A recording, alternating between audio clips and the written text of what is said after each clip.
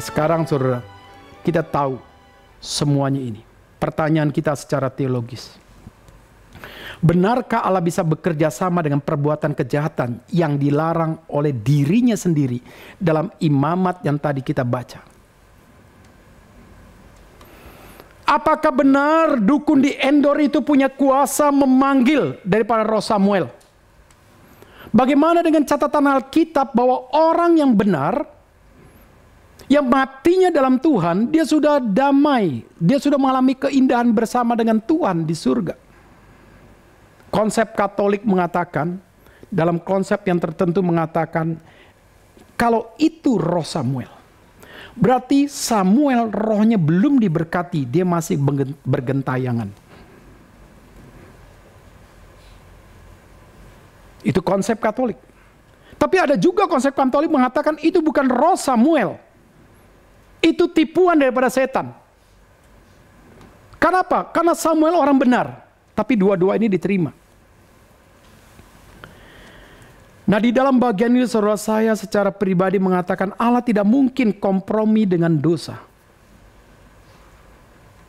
Dan Allah tidak mungkin melanggar sendiri akan perintahnya, di mana dia membenci setiap kita berelasi dengan roh, dengan perdukunan, spiritisme, paganisme, dan okultisme.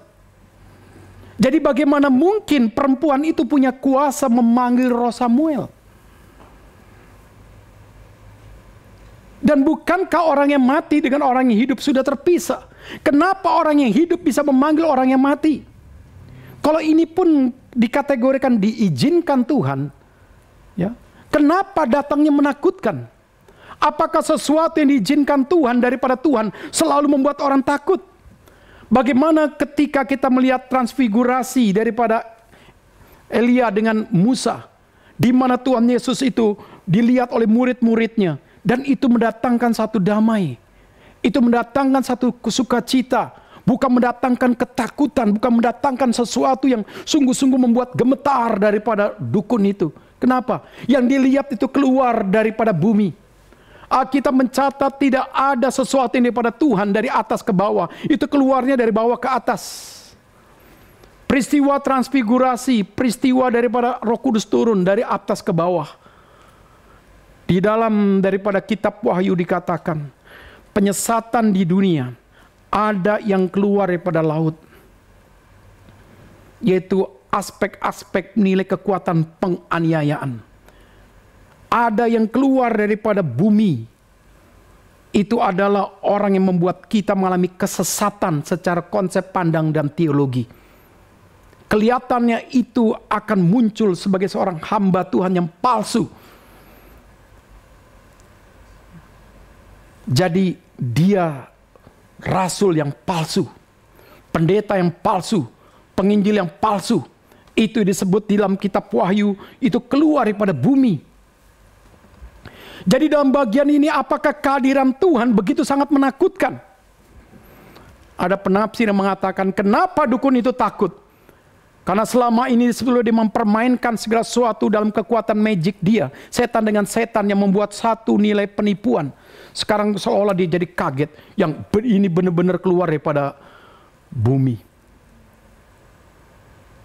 Dan dia tidak begitu yakin itu Samuel, cuman seperti pakai jubah dan tua. Dan Saul sendiri yang berbicara, itulah Samuel, karena dia memang menginginkan yang muncul itu adalah Samuel. Jadi dalam bagian inilah saudara kita melihat roh itu muncul daripada bumi. Matius 17 ayat 3, transfigurasi itu sesuatu yang hadir daripada Allah itu mendatangkan damai. Peristiwa daripada Yesus dibaptis, Allah berbicara, Roh Kudus itu turun dari atas ke bawah, bukan dari bawah ke atas. Dan ini dalam aspek nilai okultisme, spiritisme, ini menunjukkan ada roh yang bergentayangan. Ya, maka ketika Katolik mengatakan kalau ini benar daripada roh Samuel, berarti Samuel matinya rohnya belum diberkati. Dan apakah benar bahwa orang yang mati yang belum diberkati, belum dalam Tuhan, rohnya gentayangan? Alkitab berkata tidak. Orang mati dan hidup sudah memiliki tempatnya masing-masing. Ada Hades. Maka ketika kita melihat bagaimana peristiwa orang kaya dengan Lazarus, itu pun sudah ada keterpisahan antara orang yang mati dengan orang yang hidup. Dia minta orang kaya itu supaya Lazarus seolah dibangkitkan, ingatkan keluarganya. Sudah mati pun mau ngatur Tuhan, kurang ajar.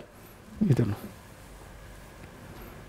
Jadi dalam bagian itulah saudara, kita melihat ini belum tentu roh Samuel. Ini bisa tipuan daripada setan. Karena setan, Yohanes 8 ayat 44, dia adalah bapa penipu. Ya, bapa penipu. Jadi hati-hati. Setan itu roh. Kalau kita bisa melihat wujud setan, itu adalah penipu. Ya. Siapa yang pernah menangani orang kerasukan setan? Ada di sini?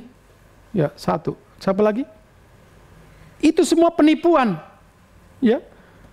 Saya pernah melihat daun bisa bergerak sendiri waktu saya belum dalam Tuhan. Saya pernah melihat seperti kuntilanak gitu. Ya kan, orang berjalan begitu.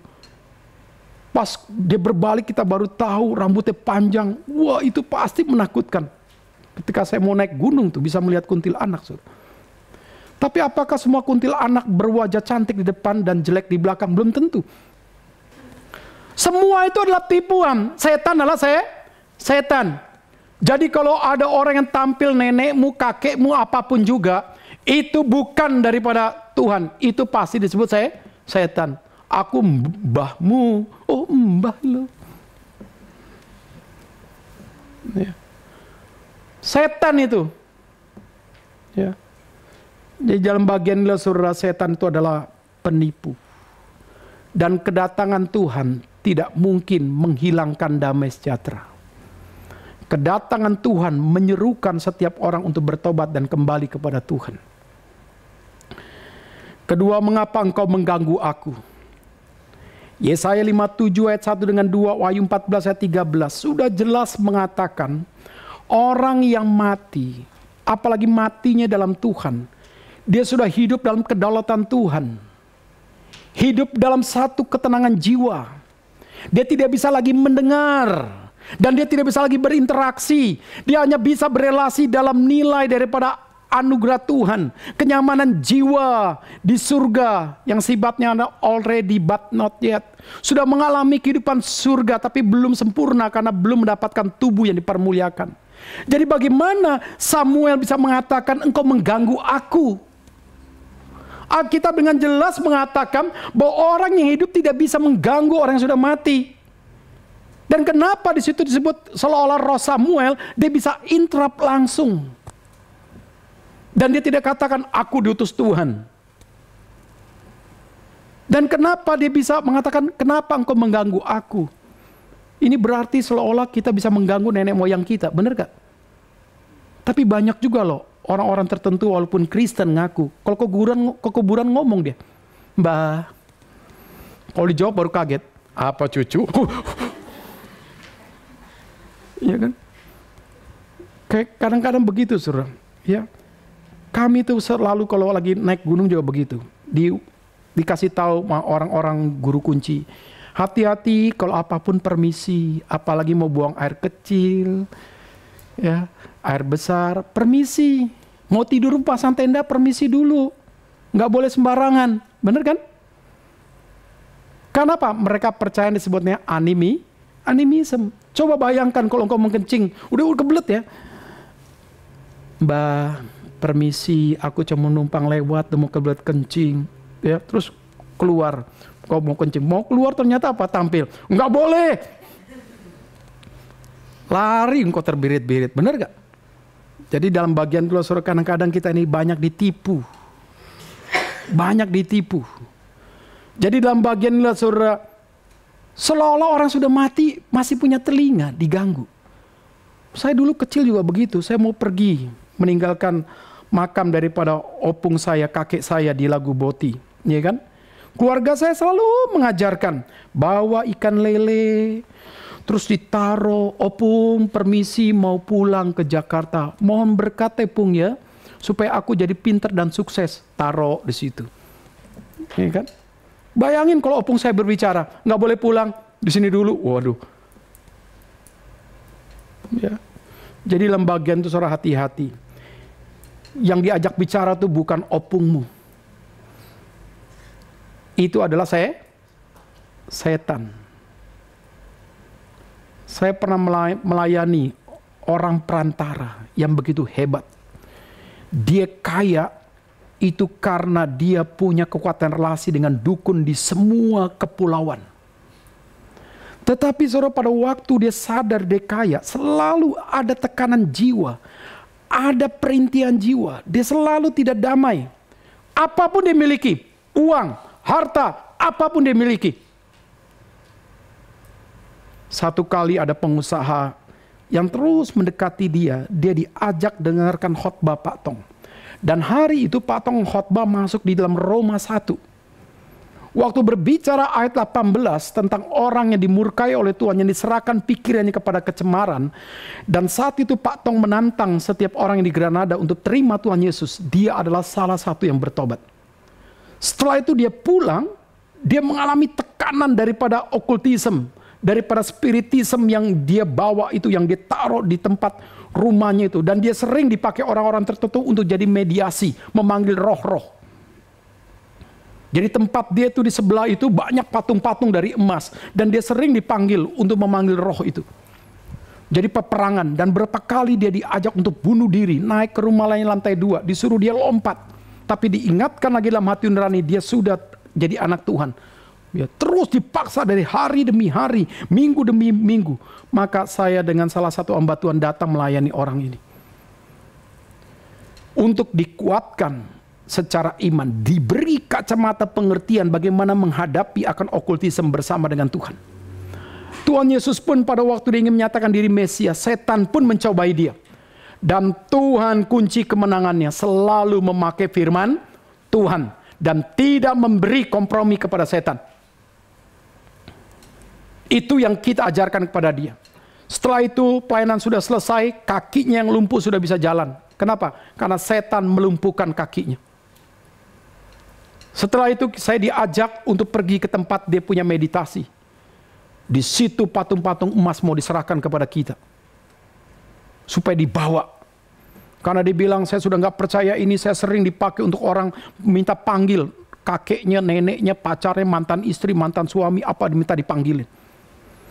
Saya bilang, bagaimana Bapak bisa berbicara? Biasanya saya baca-baca, setelah itu nanti kata orang keluar suara sendiri, suara perempuan, suara kakek-kakek, nenek-nenek perantara. Bagaimana terasanya kalau roh itu masuk? Pokoknya ada sesuatu yang berbeda. Ya. Jadi saudara, di dalam Tuhan, semua kekuatan okultisme itu bisa diputuskan. Kalau saya pada saat itu ambil itu patung emas, sudah kaya. Dan apa yang kita lakukan? Kita bilang, hancurkanlah patung-patung emas itu. Emasnya dimurnikan. Pakai beli Alkitab. Bagikan kepada orang lain. Tapi kalau ada pendeta dari aliran berbeda, puji Tuhan, habis pelayanan dapat patung emas. Nanti kalau emas lagi laku, saya baru murnikan, jual. Nah saat itulah saudara, kita menjadi orang berdosa. Saya tanya, setan ada di patung itu gak? Tidak. Ya, itu hanya mediator. Setan itu tidak ada di patung itu. Nah, jadi singkat cerita saudara, hati-hati dengan semua penipuan daripada setan. Ya. Terakhir, apa yang dikatakan roh itu sifatnya pengulangan. Engkau sudah dibuang oleh Tuhan. Tuhan tidak lagi beserta dengan engkau. Besok keluargamu akan mati bersama dengan aku. Ternyata tidak langsung mati. Jadi ada sesuatu yang dikatakan, ternyata ada sesuatu yang tidak terjadi. Apakah itu benar daripada Tuhan? Jawabannya bukan. Setan adalah bapa penipu. Semua daripada Tuhan dikatakan dengan sempurna. Dan apa yang terjadi, kehadiran Tuhan selalu mendatangkan damai. Bukan ketakutan, bukan kecemasan. Dan di dalam bagian inilah kita mengerti.